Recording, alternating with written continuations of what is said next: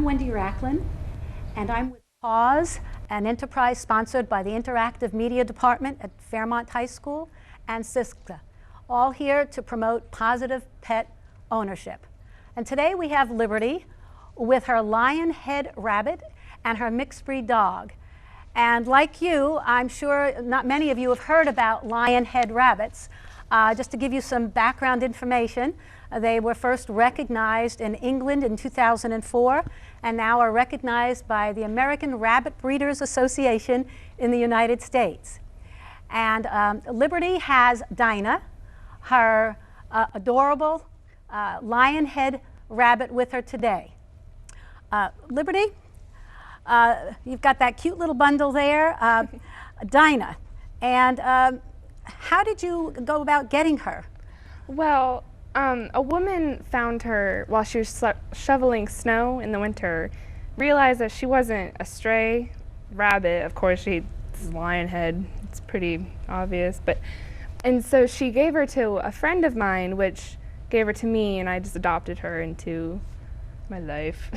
Now, how did you know she was called a lion head rabbit? I mean, most of us have never heard. Well, I've actually had my eye on a lion head because I think they're so cute. And then when someone told me that they had a lion head they were willing to give me, I was like, I'll take her. So both males and females have that mane around them? Yeah. So I noticed the rest of the fur is normal. What kind of grooming do you have to do with that? Well, she's got like lots of fur back here that you have to brush because it gets matted, kind of like dreadlocks. And then you got to clip her nails often. I have special clippers for her that are circular instead of like nail clippers for a human. And don't get it too close to her skin or else it'll hurt her. And I don't ever give her baths because I don't think that's natural. So just brush her. Do you brush her every day then? Maybe every couple weeks because she doesn't do much. But now, while you're away during the day, where do you keep her? When it's warm out, I keep her in a hutch outside. And when it's cold, I keep her in a cage in my house. Do you ever let her out of the cage? Do you have to bunny-proof your house? Well, I make sure she's not near any cords, like electrical cords, so that she doesn't chew on them and electrocute herself. So. And when she's outdoors, do you let her out of the hutch, and what are the hazards out there? Well, we have a bigger cage for her, but we have to have a top on it so that birds don't try to get her, like herons that go to my neighbor's pond. So we make sure that herons don't get to her. What about toys? What kind of toys does she like? She plays with her food bowl. I don't know what her problem is, but she likes to like flip it over and like move it around her cage, and that's about all I've seen her do. But she likes to growl at my dog. So. Well, what does she eat? She eats, I give her alfalfa pebbles, which is rabbit food, and celery. She loves celery, leafy things. She doesn't really like carrots very much, but she'll eat them. It takes her a while, though. So she doesn't eat hay or grass? Yeah, I've given her alfalfa, but she didn't eat it. I don't know why she didn't eat it, but she likes leaves and lettuce and celery. And how old do you think she is?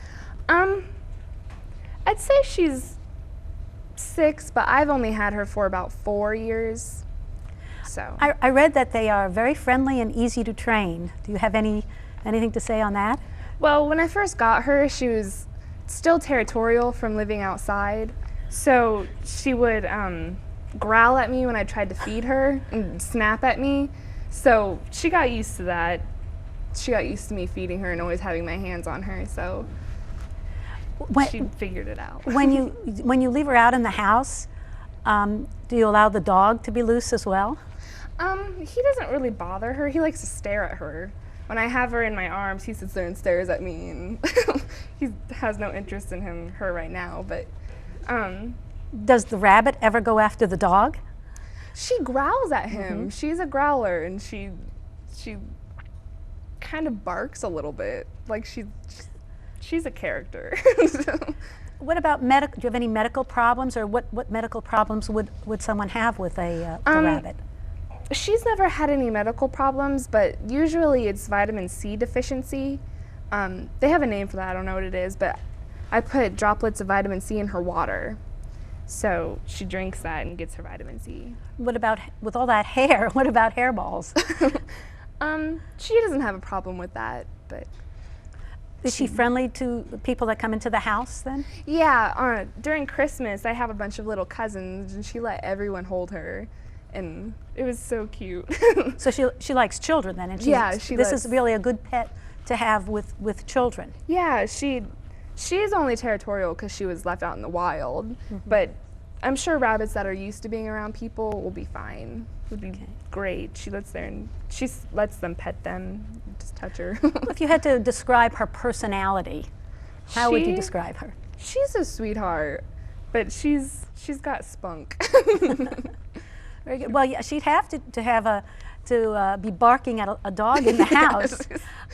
Liberty has a very large dog named Roscoe, and where did you get Roscoe? We got him at the Warren County Humane Center. So this is a rescue dog basically, and this is one of the things we're encouraging people to do. And Roscoe seems extremely friendly. He is extremely friendly. He seems to be. He is prone. He goes after the guys that come into my house more than the women, but he is a sucker for loving. He will go to anyone.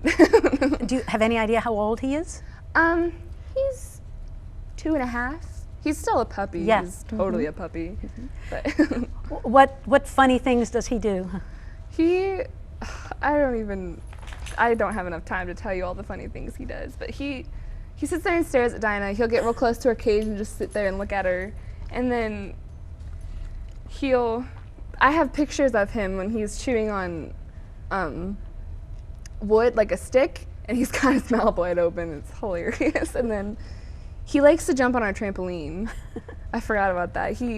When we have people on our trampoline, we have a ramp to get onto the trampoline. He'll jump up and get on the trampoline with you and jump.